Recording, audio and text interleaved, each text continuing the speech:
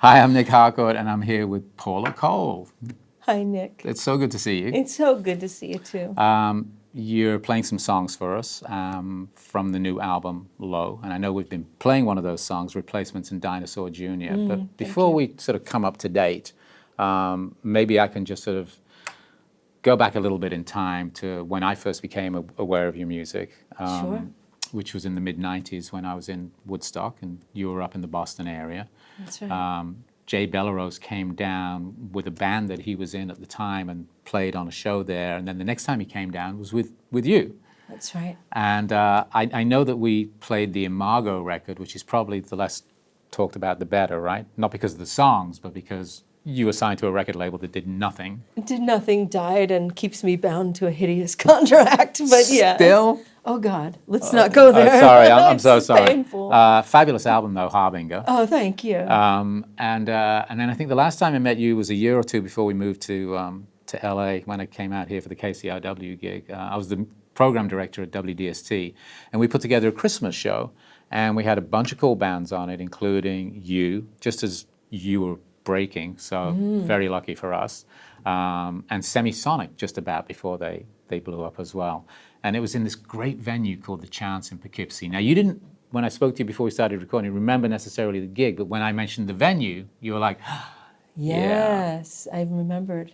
Remember, it had like a wooden Victorian feel with multiple stories, and the house was rocking. I remember it was packed, and it was a very joyful, intense night. Poughkeepsie. Yeah, Poughkeepsie. Yeah, great people. That's how the classic rock station there does its thing.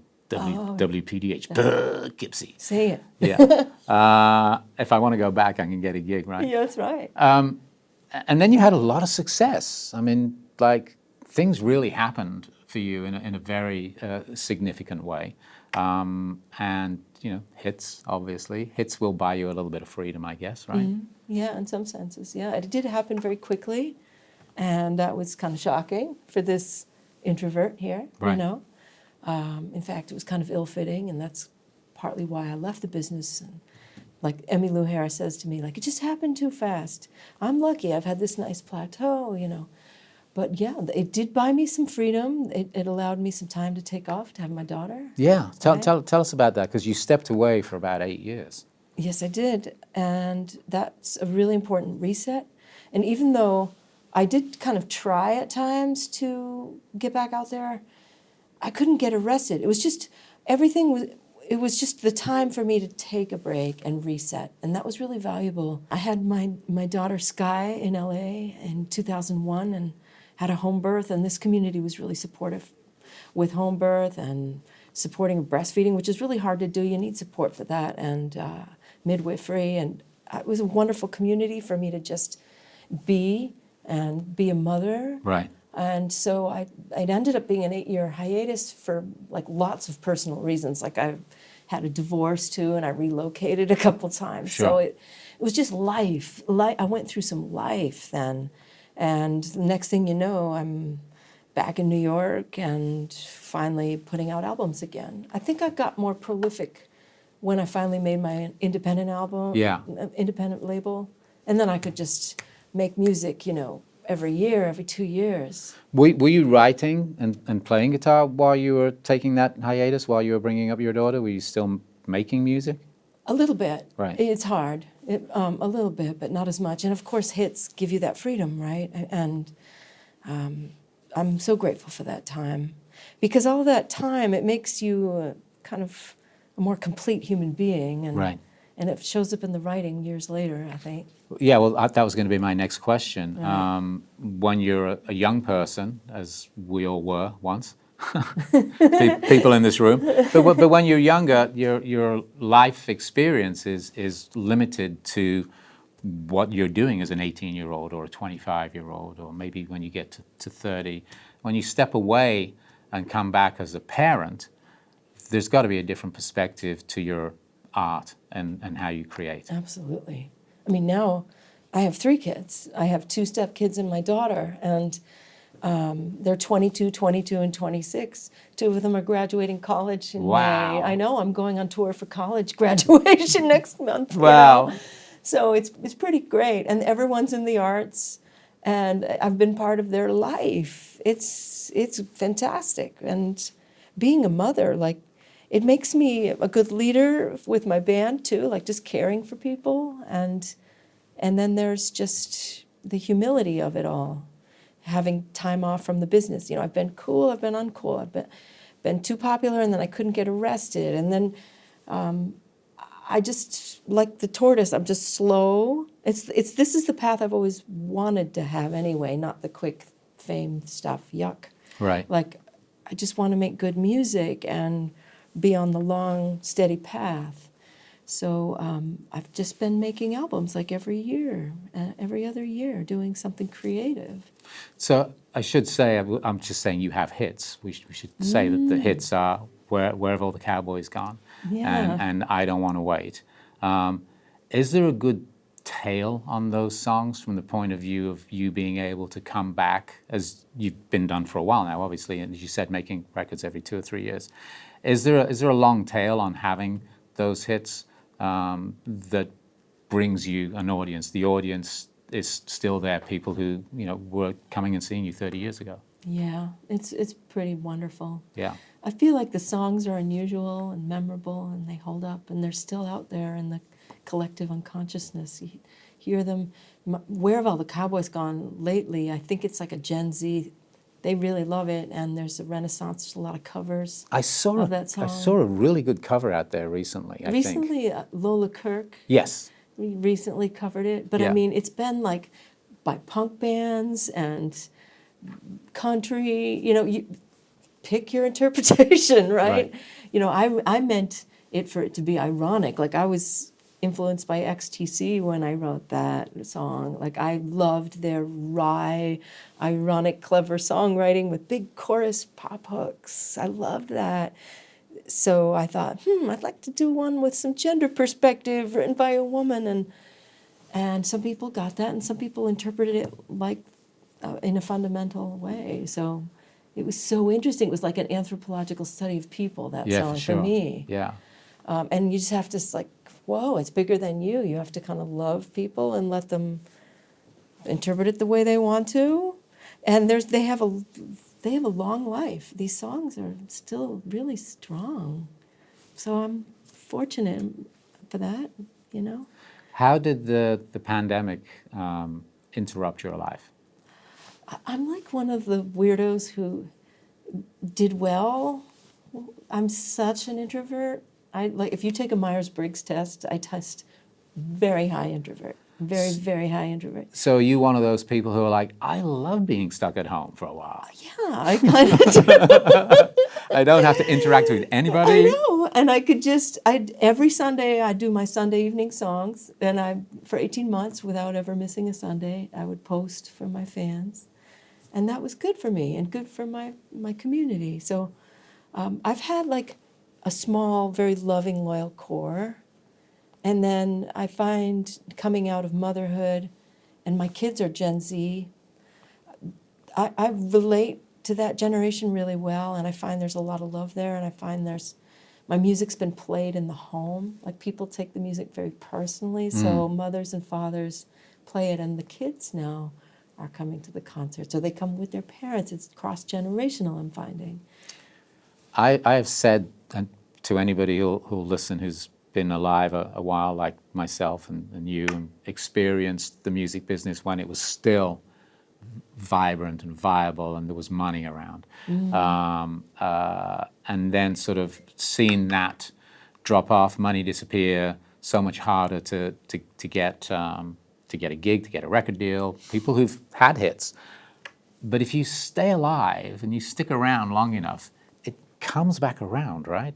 Oh, absolutely. And I think we all have to be intelligent and pivot and be curious and creative. So yes, we watch Spotify come in and like, we pay $3.50 to take our own money out of an ATM machine, right?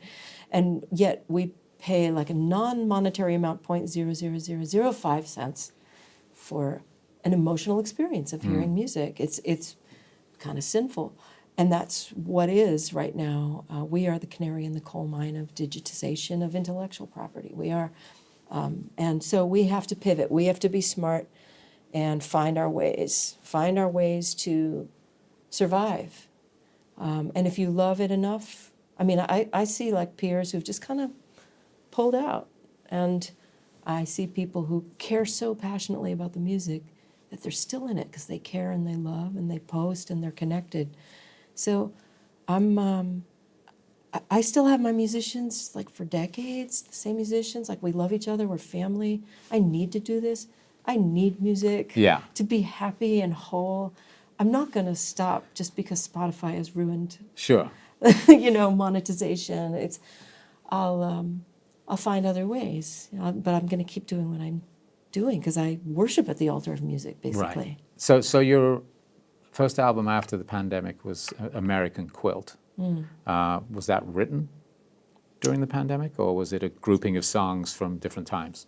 I had some songs from an earlier recording called Ballads, and these were my 2 covers albums. Ballads being a nod to my jazz singer self, because that's what I thought I was going to be originally, like a female Chet Baker. I wanted to improvise on the chord changes. I went to Berklee College of Music, and that's what I thought I was going to do. And I had an epiphany, and I began writing songs, so I pivoted. But Ballads, we recorded 30 songs in 5 days for Ballads because I was this pent-up jazz singer. And I wanted to honor that part of myself, And so there were a bunch of songs we took from Ballads. And then I went in and we did some fresh recordings that were much rootsier. Black Mountain Blues, more folky, like Wayfaring Stranger. Right. And I did kind of do my little vocal improv moment on Bye Bye Blackbird, So that was a hodgepodge. It literally was a quilt of collections of recordings I'd done. But were they all covers? All but one. Right. Right. Okay. Hidden in Plain Sight, which is about, enslaved people, like through quilting. It's fascinating. They would create quilts to give clues to the Underground Railroad and hang them. Yes. So each quilt has a significance. I've like seen Bear a documentary Trail, about this you stuff. find, Bear Trail, like you follow the footsteps and the trails of bear, or flying geese lead you north in the spring. So you want to go north, and wagon wheels, and how to find people that will carry you. It's incredible. It's just an incredible, brilliant history. So I wrote a song about it, and it's on American Quilt. And I've been busy, like collaborated with Jason Isbell and John Paul White in 22. So you did the EP For the Birds with John Paul White. Is that the one that Jason Isbell is on as well? That's right. Right. Yeah. How'd that come about? It's crazy. He read an interview, because he's on his phone all the time, I think. He must be. We all are. He's working. Yeah. He works a lot.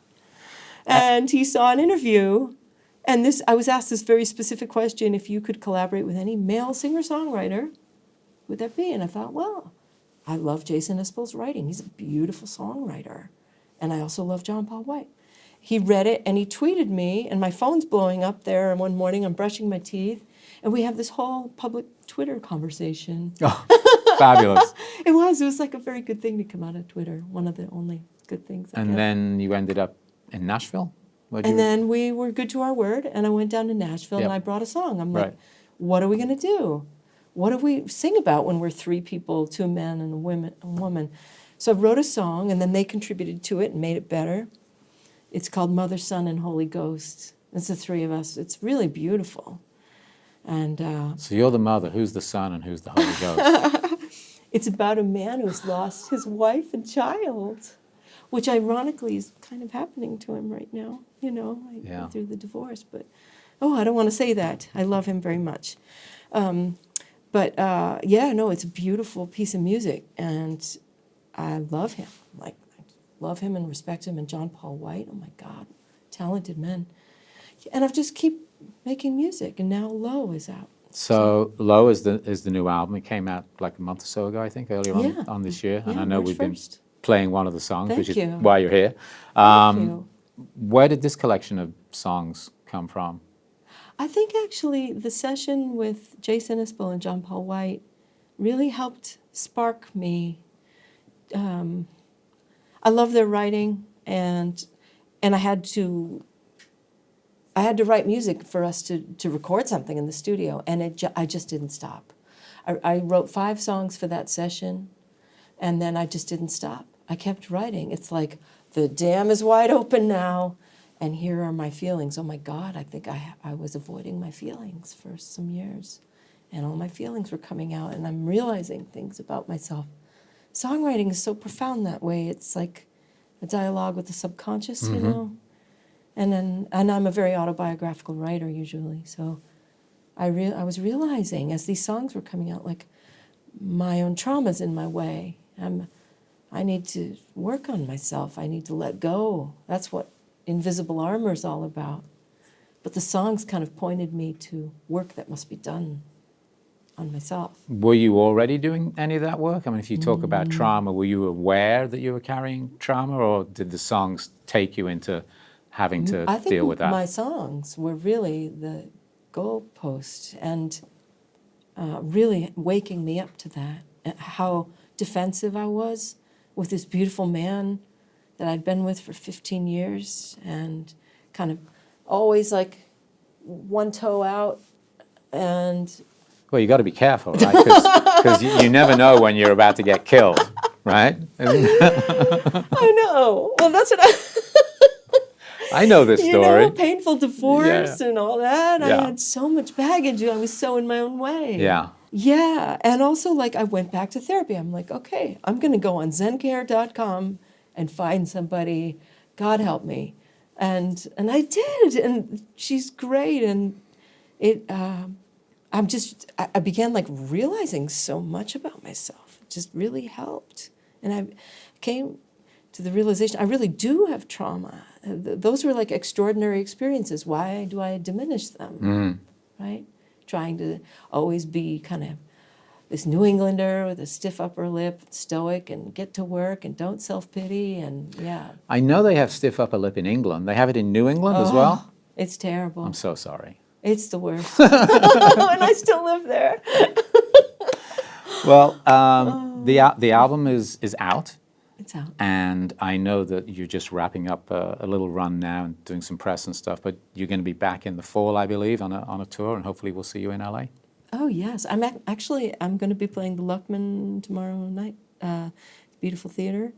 And then we're on to Taos and Phoenix, and I'm doing Northeast runs and festivals, and headed back to the UK for the first time in 25 years. Say hello for me. I sure will. I know. Do you miss it? No.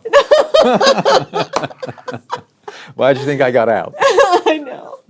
I do miss it. Now I'm just trying to figure out how to get out of Los Angeles, but that's a whole other story. We need change. Yeah. No, look, I mean, it's the land of my birth and dubious nurture, but Right. I don't miss most of it. Having said that, when I go back and there's an English summer's day, there's nothing like it in the world. Absolutely.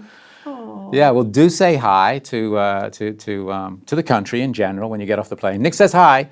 And, absolutely. And hopefully we'll see you back in LA later on this year. Oh, I'd love that. Thank you. Thank you. So nice to see you again. So nice to see you, Nic Harcourt. Thanks, Paula. All right.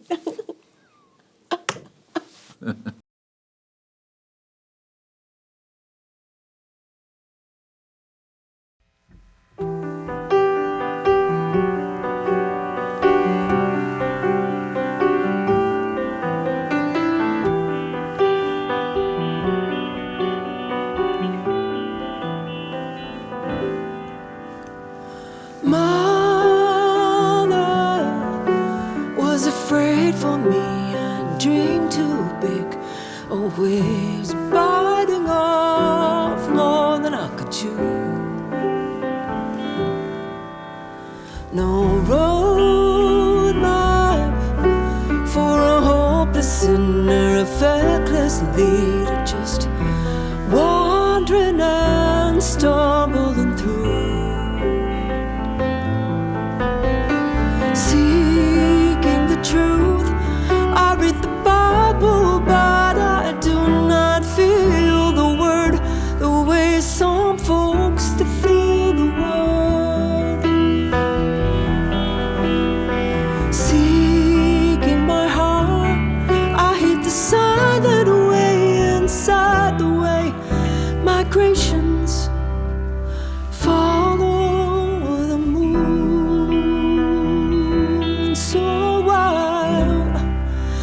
just follow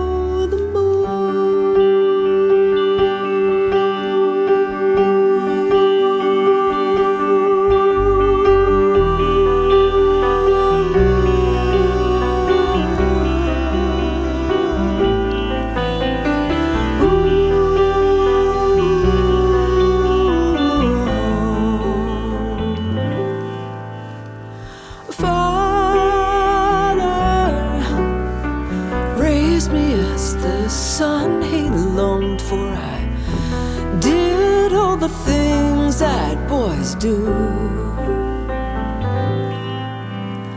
Discomfort in a world of black and white. I tried to belong and feel communion as I do.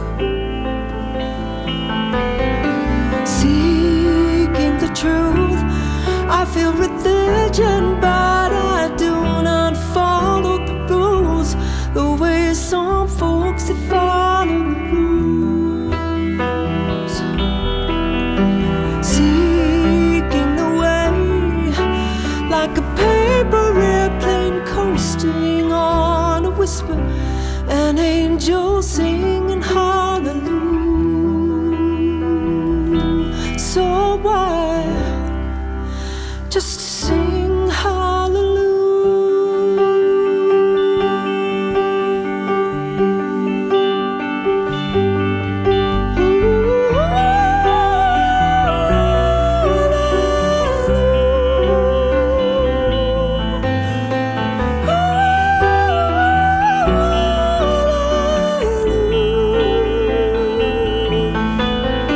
Seeking my heart, I've been a Joan of Arc, a Jezebel, and nobody cares, so I'll just do what I do.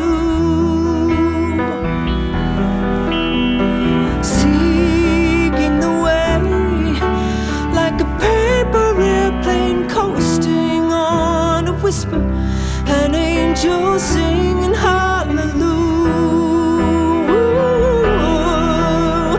Seeking the truth, I feel religion, but I do not follow the rules the way some folks that follow the rules. Seeking my heart, I hate the silent way inside the way migrations follow the moon. So why just follow the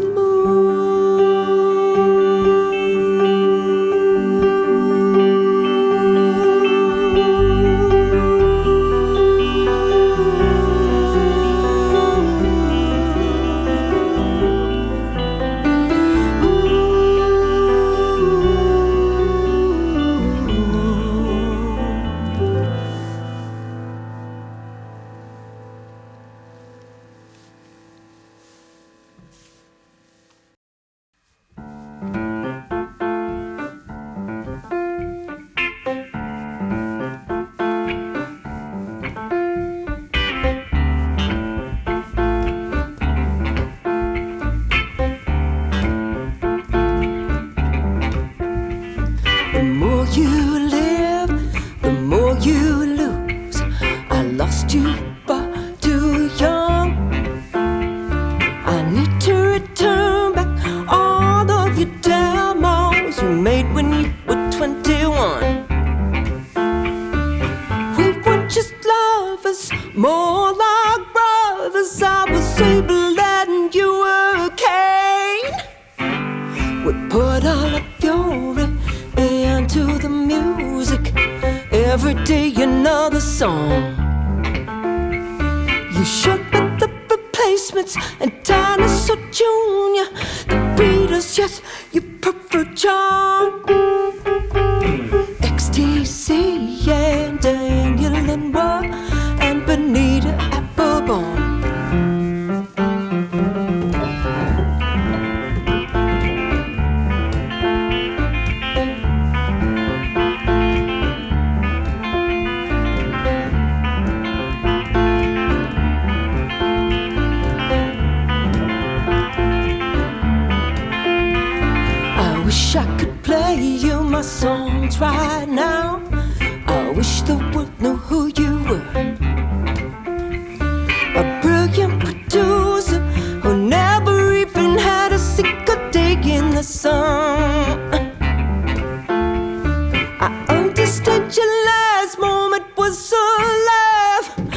leaning too far back in your chair. The joke is live if we care to look. You dared to look, yes you dared. You showed me the Replacements and Dinosaur Jr. The Beatles, yes, you prefer John. XTC and Daniel and War and Benita Applebaum.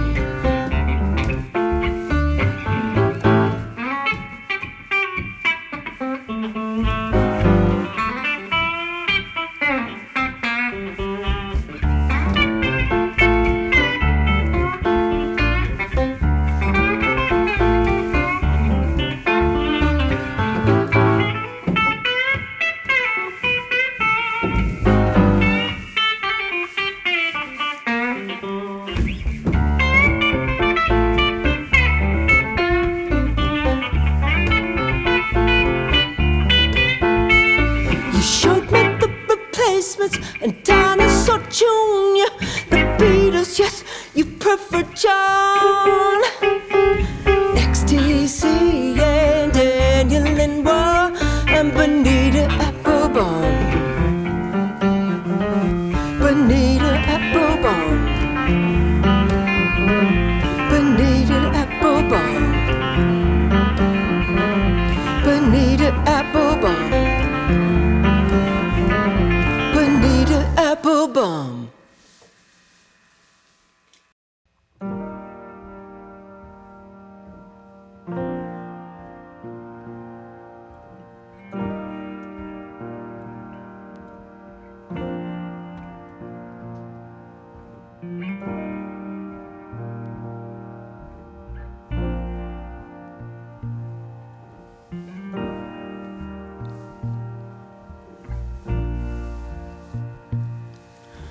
I'm sorry I've been so cold.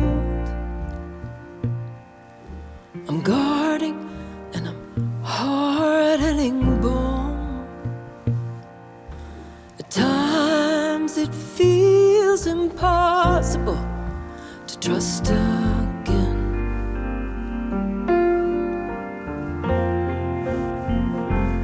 That soft center of faith is where I long to stay, but memory jolts me away to self-protection. My invisible armor serves no purpose any longer.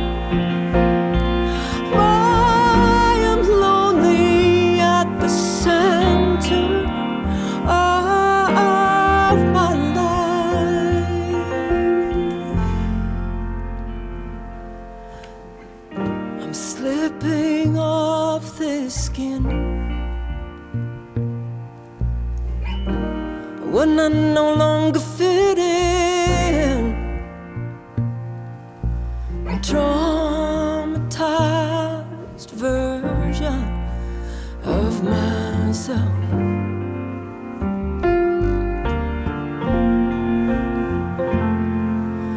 I want to lay my sword down. I wanna cry, I want to come home. I don't wanna be this strong anymore.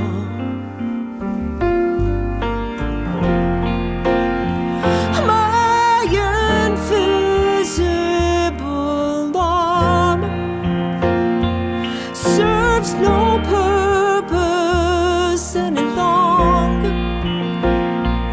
My invisible armor wears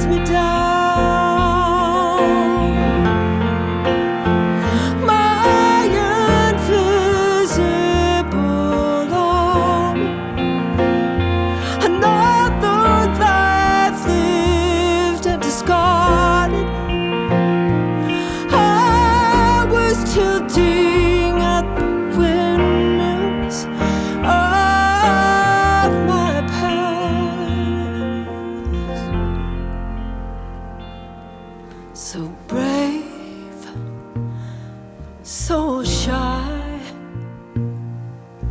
so vulnerable, so alive. I'm on a high wire above myself.